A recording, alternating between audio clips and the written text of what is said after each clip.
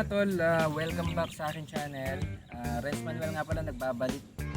So for today's video, ang topic natin for today is from one of the big four pagdating sa mga motorcycle. So this is the Suzuki Bergman Street. Mamaya sasabihin ko yung presyo niya. Pero sa tingin ko magugustuhan nyo to mga tol kasi napaka-affordable niya. So itong mga specs na sasabihin ko tsaka yung price mamaya galing to sa or updated to galing sa website ng Suzuki Philippines. So if you have time, please visit their website for full specs para mas may makita kayo yung full overview ng scooter na to. Okay, so bisa na natin sa specs. Meron tong 125cc engine equipped with Suzuki fuel injection, 4-stroke, 1-cylinder single overhead cam with 2 valve, 4x-stroke 52.5 by 57.4 mm. Tapos air-cooled pa siya and katulad lang ng ibang entry-level scooter, air-cooled pa siya. So yung scooter na to is equipped also with Suzuki Eco Performance Engine for better fuel efficiency. So nakakatulong siya para sa mas tipid na gas. So meron tong 6.4 kilowatts, maximum power at 7,000 RPM. Then 10.2 Newton meter of torque at 5,000 RPM. So yun, tapos na tayo dun sa medyo may pagka technical na specs ng makina ng motor. Doon naman tayo sa dimension niya, yung physical size ng motor or ng scooter. Yung length niya is 1,880 mm by yung width niya is 715 mm by 1,140 mm yung height niya. Yung wheelbase ng motor ay 1,265 mm. Ground clearance, yung sa simula doon sa belly ng motor hanggang doon sa ground is 160 mm. Tapos meron itong weight na 110 kilograms. Napaka friendly sa mga lalo na sa mga female or lady riders, no? Kasi magaan lang siya. Pwede siya sa daily commuting. Hindi siya nakakapagod sigurado dahil magaan lang yung motor. And then meron siyang seat height na 780 mm, so napakababa niya. Pwede rin siya sa mga babae. So kung mapapansin nyo yung ibang scooter ngayon medyo may pagkamataas siya. So yung iba hindi siya abot, pero ito abot na abot. Mababa lang yung height or yung seat height ng motor. And next tayo yung sa lighting system niya, mula headlight, signal light hanggang tail light niya. Kasama pati basta lahat ng lighting system ng motor is LED na. Mas malakas yun, tapos mas tipid sa battery. Pero kung gusto niyo padagdagan, pwede naman dagdagin niyo ng mga auxiliary lights. Pero syempre sumunod tayo sa required ng LTO para hindi tayo masita. So next tayo sa electric and kickstart niya. So kagandahan nun, kahit na may electric na siya, start, meron pa rin siya nung kickstart para may option kahit in case na nagloko yung baterya mo or hindi mo na monitor yung battery mo, wala kang problema sa pag-start ng motor. Meron din siyang one push central locking system, yung para mas safe ka kapag ipapark mo na yung motor, iiwan mo yung motor sa parking area or kahit saan man. Meron siya nung mapapansin nyo yung bilog na yung bilog na parang sa susian niya pero parang yung sa lock. Ayan. Then meron din siyang kill switch, at least hindi ka na doon sa mismong susian nagpapatay ng engine.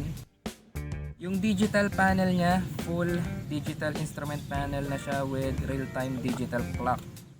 So kahit hindi ka na magbawa ng relo or kahit di ka tumingin sa cellphone mo, meron ka doon digital clock sa instrument panel mo. Visible siya. Papakita ko na lang dyan sa screen yung itsura ng digital panel.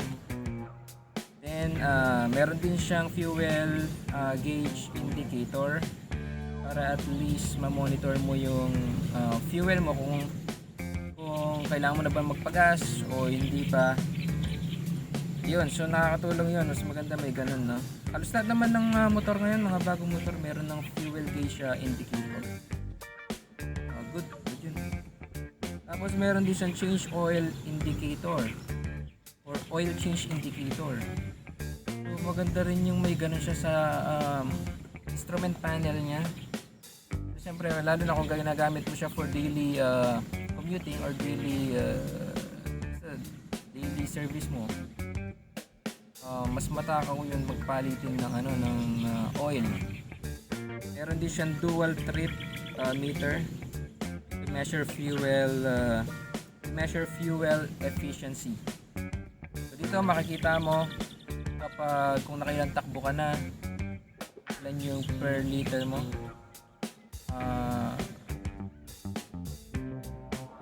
Yung kilometer per liter, monitor mo siya para at least alam mo kung paano siya gamitin or kung paano mo iano yung motor, paano mo gagamitin sa everyday na biyahe mo para makatipid.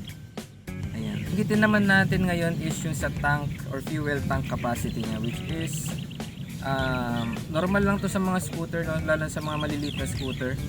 5.6 liters having a 53.50 km per liter.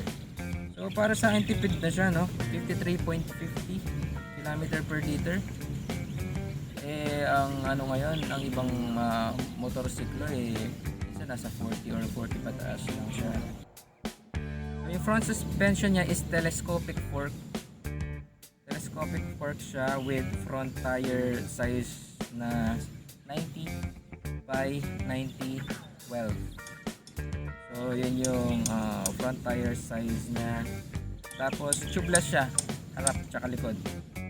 So yung rear suspension niya ay single hydraulic shock with rear tire size na 90 by 110. Yan. Siyempre mas malaki sa likod or mas malapad sa likod. Tubeless din siya mga tol. Next natin sa mga braking system naman niya. So, sa front brake niya is disc type. Single brake or single disc lang siya sa harap. Tapos yung sa rear brake niya is drum pa siya, drum brake. Pero yung sa system or sa system ng yung braking system niya is combined braking system siya.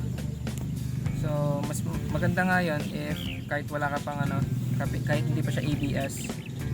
So sa tingin ko maganda naman yung performance nung sa braking system niya. Pero di pa rin natin masasabi mga tol, no?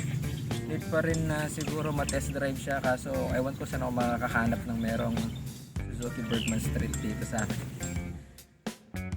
Next tayo yung sa mga full feature din ng motor, no?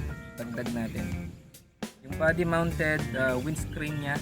Makita nyo hindi pa siya ganun yung kalaki yung windscreen niya, pero at least makaka-help na rin yun para sa aerodynamics, no? Pero alam ko pwede naman yun palitan kung meron siyang sasakto dun sa pinagkabitan or dun sa bracket ng windscreen. Yun. And meron din siyang 21 liters under seat compartment, so napaka-spacious nun. Siguro kasya doon half face helmet lang. Pero di ko pa natatry, no? Hindi pa namin nakikita dun sa hindi pa namin na-try dun sa dealership kung kasya talaga siya. Pero malaki-laki na rin siya, 21 liters under seat compartment. And next natin, meron siyang 2 liter leaded glove box with optional USB charging port. So yung parang maliit na compartment niya dito sa may bandang harapan na sa view ng rider. Meron siyang maliit na parang box doon, parang compartment, lalagyan na ng cellphone. Meron na doon siyang USB charging port. So So mas maganda yon din sa mga nagbabiyahe or sa mga daily commuters or sa mga ano natin, Grab, Uber driver natin, mga frontliners natin na nagde-deliver. Madalas gumagamit sila ng navigation, no? So nakakatulong yon para hindi malobat yung cellphone nila, at least meron silang charging port. Next, meron siyang flexible foot position for comfort riding. Hindi siya katulad ng ibang scooter na yung meron siyang bridge sa gitna.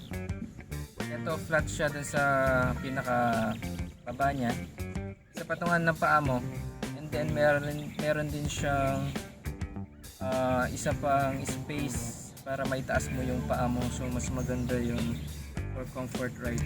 Doon naman tayo sa mga kulay na pagpipilian yung mga lods. If in case na gusto nyo kumuha ng ganitong motor or ganitong scooter, no? Meron tayong tatlong kulay. Yung pearl white, glass sparkle black, tsaka yung metallic matte fibrine gray. Ewan ko tama yung basa ko doon, no? Fibrine. Masyado kasi mahaba yung pangalan ng kulay na. Pero makikita nyo dyan sa screen na mga tol kung ano yung tsura ng gray na yun, yung shade ng gray. Ayan, so nakita nyo na yung mga motor. Nasa na lang or pipili na lang kayo kung anong kulay mga tol. Siyempre with an SRP of 78,900. So doon nabigla ako doon sa presyo na yan. Kasi in-expect ko dyan mga nasa 90 mataas ganun, lalo na Suzuki, isa sa mga big 4 pagdating sa mga motorsiklo. 78,900, napakamura niya. So yung presyo na yun mga tol, galing ko to sa website ng Suzuki, no? Suzuki Philippines.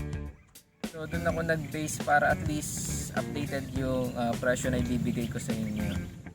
Pero syempre mag-iiba pa rin naman to, depende sa mga dealer kung saan nyo kukunin yung scooter na ganito. Abot kaya, sigurado maraming riders yung kukuha nito, no? Lalo na in demand yung mga motorsiklo ngayon. Dami naghahanap ng mga mura yet reliable na motorsiklo. So tingin ko ito na yun para sa inyo mga tol, Suzuki. Ano pang hanapin nyo sa brand na yun? So yun mga tol, tapos na ako sa mga specs, tapos yung price. Pasensya na ulit, wala tayo sa installment basis niya, pero meron naman tayong makikita ng ganun. Depende pa rin yun sa mga dealer eh. Hindi pa natin kaya magbigay ng installment basis niya. At ayun mga tol, thank you ulit sa panonood. Hanggang dito na muna yung review natin sa Suzuki. Sana next time may makita tayo na Suzuki Bergman Street sa mga kakilala natin if may nakuha sila. At least man lang ma-interview natin sila or mapakita natin sa channel yung mismong motorsiklo na umaandar, activated. Tapos para at least tignan natin kung test ride natin, no? Para mapatunayan natin yung mga nandito sa specs na nabanggit ko if totoo. Kaya pala, don't forget to subscribe sa channel na to. Tapos paki-like and share na rin. Or if may time kayo, kahit anong comment, sige, tanggap naman yan. Good comment man yan o yung bad comment, okay lang. Para at least malaman ko kung ano yung mga kulang sa mga nasabi ko. At saka para mag-improve na rin. Lalo na bago lang yung channel. So ay mga tol, salamat ulit sa panonood. Next time gagawa ulit ako ng video, abang-abang lang kayo mga tol. Ingat, God bless.